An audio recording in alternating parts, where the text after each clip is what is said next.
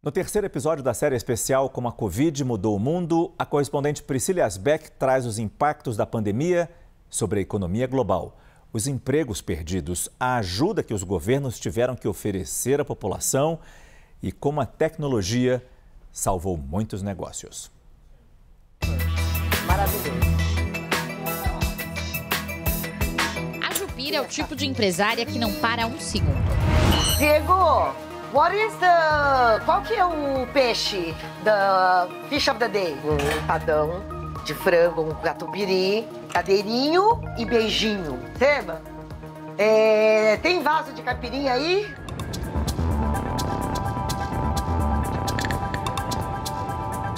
Ela é dona de um restaurante brasileiro em Nova York. Em 2020, ganhou de aniversário uma péssima notícia.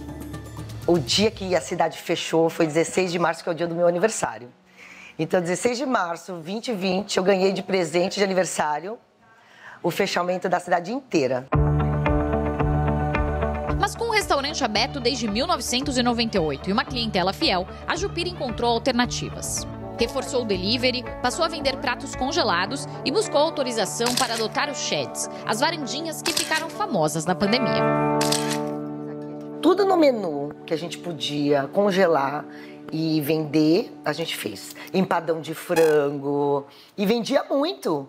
Que as pessoas vinham da onde eles tinham que vir, Connecticut, Upstate New York, onde eles estavam lá, né, escondidos, faziam umas compras e levavam tudo para casa, deixavam congelados e iam descongelando. Isso também foi uma grande ajuda no negócio. Todo mundo pensou no que podia pensar. Porque ou era fazer isso ou era fechar.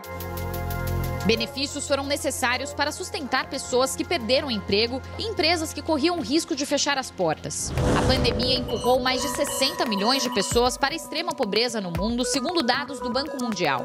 A parcela de pessoas que vivem com menos de $2,15 por dia subiu de 9% para quase 10% em 2020.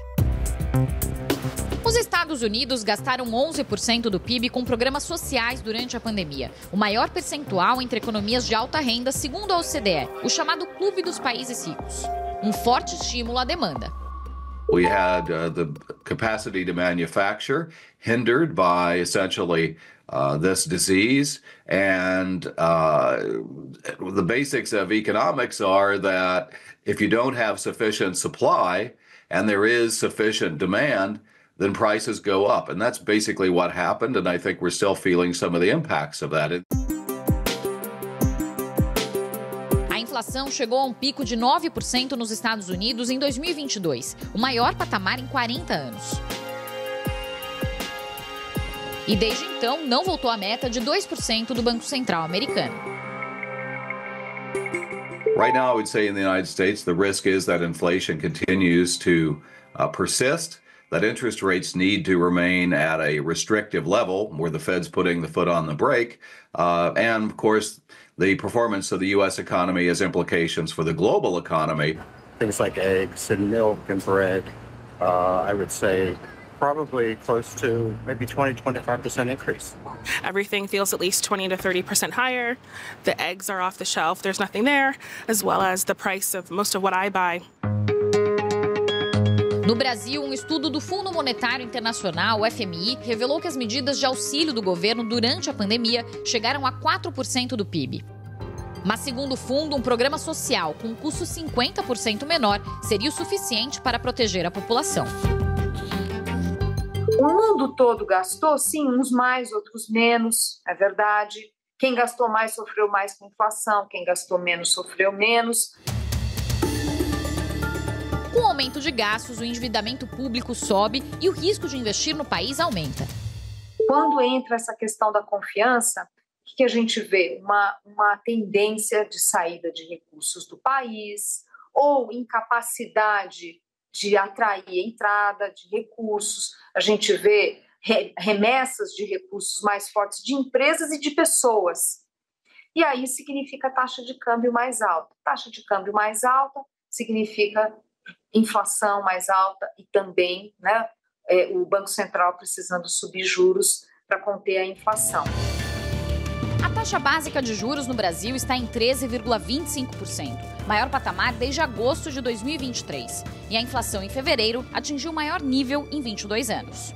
Em meio à piora da economia, os negócios também sofreram. 500 mil empresas brasileiras fecharam as portas apenas em 2020. Mas nem todos os efeitos foram negativos, como pondera este especialista em gestão da Universidade de Colômbia. Businesses actually had to be very agile. They had to change very, very quickly, and that speed in change in dealing with the pandemic, in the best organization, I think, is still there, and it really helped them to come up with new innovations going forward. O avanço em inovação foi visto principalmente em setores como comércio digital e transportes. Nesta empresa de logística, uma das maiores do mundo, a área de e-commerce dobrou durante a pandemia. In the United States, from Q2 of 2019 to Q2 of 2020, we saw a 60% increase in volume year on year between those quarters within the e-commerce industry. And so that explosion of volume needed to be handled. So we very quickly had to protect people, get people into a place that they could work, and then we had to give them tools, and that's where robotics really came into play.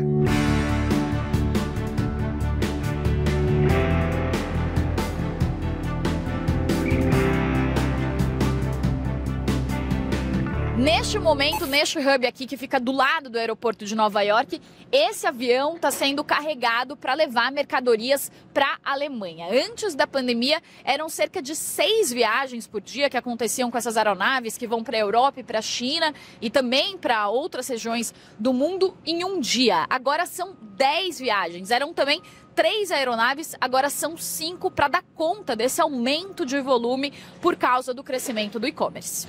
If I want to purchase something, the first place I'm thinking about is where can I buy it online? And if I think I'm going to struggle with that, I'll then think about what store can I go to? And so that mindset has remained, and that's why we continue to see, even from the pandemic, the percentage of retail sales being e-commerce continuing to grow over the last 4 or 5 years still.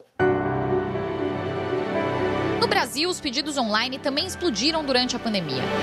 Esse comportamento da demanda, ele se sustentou e continuou crescendo no pós-pandemia.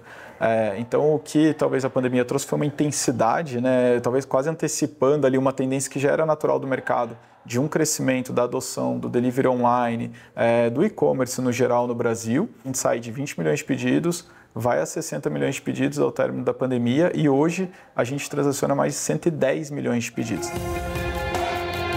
São mudanças que o executivo aposta que devem continuar para o futuro. Essa conveniência de você se aproximar, de você salvar tempo, de você ter muita escolha e variedade também, né? A questão de, às vezes, você falar, poxa, hoje eu quero algo diferente, de repente você abre o aplicativo e você tem acesso a um mundo de serviços muito amplo. A pandemia acelerou processos no Brasil e no mundo. Mas também mostrou a força de tradições que acompanham a humanidade há séculos. Tô aqui com a Jupira e com o Jonas, que é o bartender aqui do restaurante, e eles vão me mostrar um segredo que também ajudou muito durante a pandemia, não é isso, Jupira? Salve o segredo! Salve o segredo! E o Jonas vai contar pra gente, Jonas, qual que é esse segredo? O segredo é a caipirinha, né? Que as pessoas vêm muito aqui por ser um restaurante brasileiro, né? Então querem experimentar o original, né? O drink brasileiro, a cultura brasileira, e o clássico é o de limão. Que é o que então bora provar essa caipirinha aí. Bora shake, shake. Shake, shake, shake, shake, shake, shake, shake. Experimenta, Priscila. Vê se você aprova. Vamos ver. Caipirinha do Casa. Tá igual do Brasil, Gostinho, né? De Brasil. Gostinho de Brasil. Maravilhoso. Saúde. Obrigada, Jana. Ô, brigadeiro. Adoro pimenta.